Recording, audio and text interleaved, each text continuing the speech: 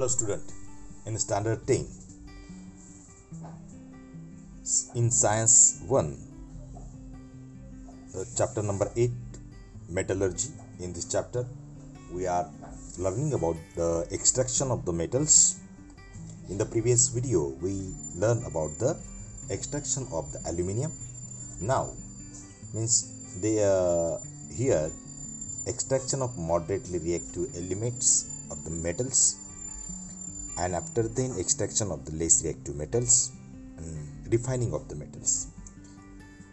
So extraction of moderately reactive metals. The metals in the middle of the reactivity series such as iron, zinc, lead, copper are the moderately reactive metals. Moderately reactive मेटल्सचा अर्थ असा होतो की आपल्याला साधारणपणे हे जे metals आहे यांचं रिॲक्टिव्हिटी ही साधारणशी असते. Usually they occur in the form of the sulphide salts and carbonates. ते सल्फाइड सॉल्टच्या रूपामध्ये आपल्याला आढळून येतात. It easier to obtain the metals from their oxides rather than the sulfides of the carbon. Therefore, the sulfides ores are strongly heated in air to transform them into the oxides. Sulphide मधील जे खनिजे आहेत त्यांना strongly heat केल्यानंतर आपल्याला त्याच्यातल्या ऑक्साइड्समध्ये रूपांतरित झालेलं आढळून येतं. This process is called as a roasting. Roasting याला आपण भाजण्याची प्रक्रिया असं म्हणत असतो. एक रोस्ट करणे किंवा त्याला स्ट्रॉंगली हीट करणे म्हणजे त्याला रोस्टिंग असं म्हणतात. Carbonates ores are strongly heated in the limited supply of the air to transfer them into oxides. This process is called calcination. बघा, कॅल्सिनेशनमध्ये जी क्रिया केली जात असते ती कार्बोनेट ओर्सला स्ट्रॉंगली हीट करण्याच्या प्रक्रियेला कॅल्सिनेशन असं म्हणतात. आणि रोस्टिंग ही जी प्रोसेस आहे ती सल्फाइडच्या ओरला ट्रान्सफॉर्म करण्यासाठी केली जात असते. कॅल्सिनेशन म्हणजे सुद्धा भट्टीमध्ये टाकून बंदिस्त अवस्थेत in a supply of the air. इथं क्लिअर लिहिलं आहे in the limited supply of the air. म्हणजे काय, एक बंदिस्त भट्टीमध्ये ते बंद करून जाळलं जात असतं. आणि रोस्टिंगमध्ये तसं नाही. रोस्टिंगमध्ये ती हीट ओपनली एखाद्या कढईत करतो आपण तसं. तर ह्या दोन गोष्टी आहेत. आणि रोस्टिंगची रिॲक्शन इथे दिली. झिंकचं सल्फाईडचं ओर्स आपण पाहिले तर त्यांना ऑक्सिजनमध्ये तर झेडनो झिंक ऑक्साईड तयार होत असतो. SO2 वायू हा मुक्त होत असतो. झिंक कार्बोनेटला बंदिस्त अवस्थेमध्ये बर्न केले असता तिथून पण आपल्याला झिंक ऑक्साईड मिळत असतो आणि त्याच्यापासून आपल्याला कार्बन डायऑक्साईड हा मुक्त होत असतो.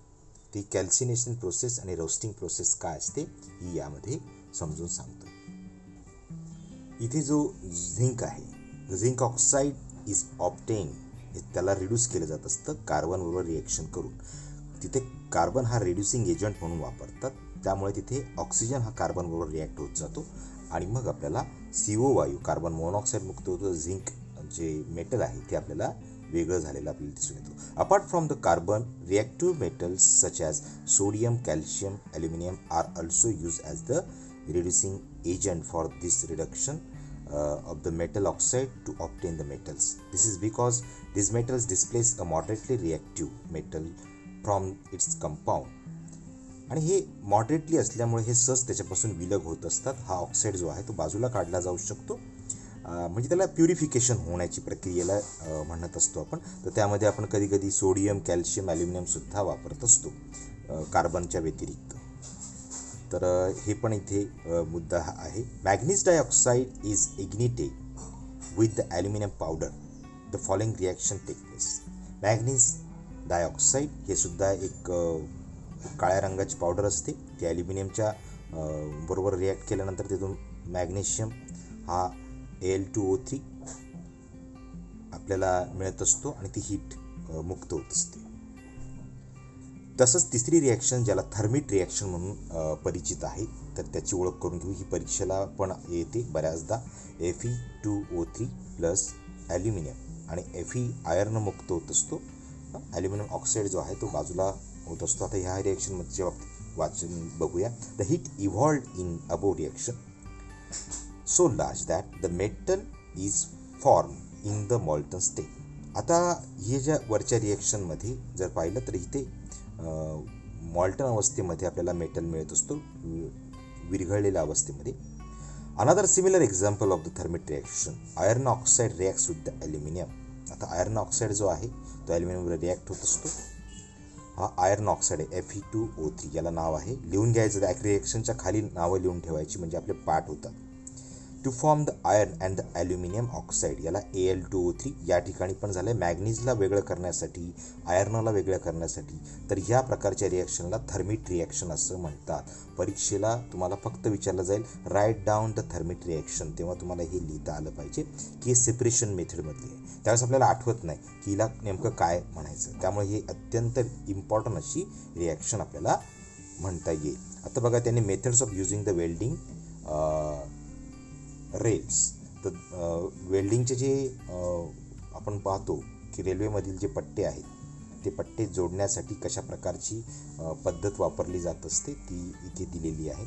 तर तिथे एक साचा दिला असतो, मोल्ड म्हणजे काय, एक साचा असतो. तो साचा तिथे फिट करतात आणि तिथे जागा ठेवतात आणि एका बाजूने तिथून जे पोर केलं जात असतं. बघा, हॉट स्टील थर्मिक रिॲक्शनमध्ये जी हॉट स्टील असेल उरलेलं तळाचं, तर ते इथून ओपन केलं जात असतं. ओपन केल्यानंतर ते ओपन झाल्यानंतर हा जो स्लॅग आहे म्हणजे अनावश्यक जो भाग आहे तो जोपर्यंत आपल्याला तिथे त्या इथे टॅपिंग करून हा संपेपर्यंत आपण तिथे ओतून द्यायचा आणि जिथे जिथे आयर्न आहे तो नंतर या ठिकाणी बघा पूर्णपणे तो भरून झाल्यानंतर तो नंतर घासला जातो, काढला जातो त्याला. आणि मग अशा रीतीने रेल्वेचे जे transfer section of the rail, जिथे आपल्याला रेल्वेचा बघा असा पट्टा असतो ना, जो आपण तुम्ही जर रेल्वेचे पट्टे पाहिले असतील ज्याच्यावर रेल्वे चालते, तर त्या पट्ट्यांना जोडण्यासाठी या थर्मिक वेल्डिंगची प्रोसेस वापरली जात असते.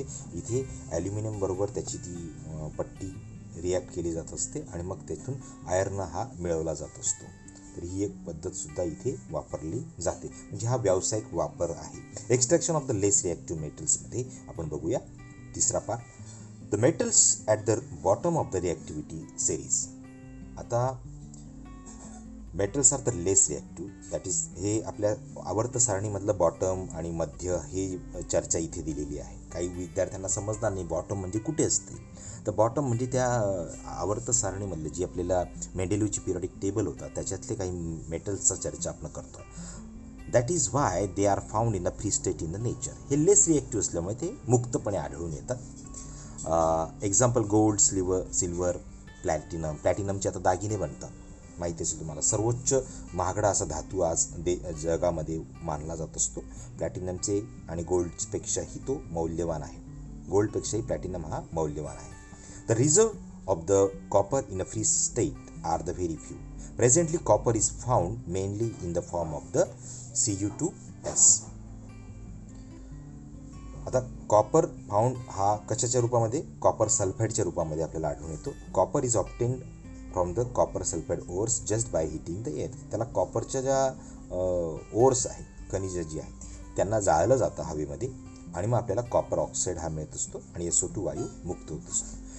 Cu2O प्लस Cu2S ऑक्साईड आणि सल्फर यांचं जर हे केले, रिॲक्शन करून आणली आपण, परत आपल्याला मिळालेला जो Cu2O आहे त्याची रिॲक्शन एकत्रित घडवली जात असते आणि कॉपर म्हणजे अधिक अजून ती रिॲक्ट करून आपल्याला कॉपर मिळतो आणि SO2 वायू पुन्हा मुक्त होण्याची प्रोसेस होत असते.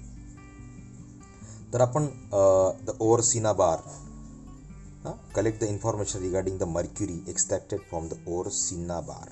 तर हा सिनाबार हा शब्दसुद्धा परीक्षेला विचारला गेलेला रिकामी जागेत, कारण मर्क्युरी कशामध्ये आढळतो तर त्याचं ओरचं नाव आहे सिनाबार.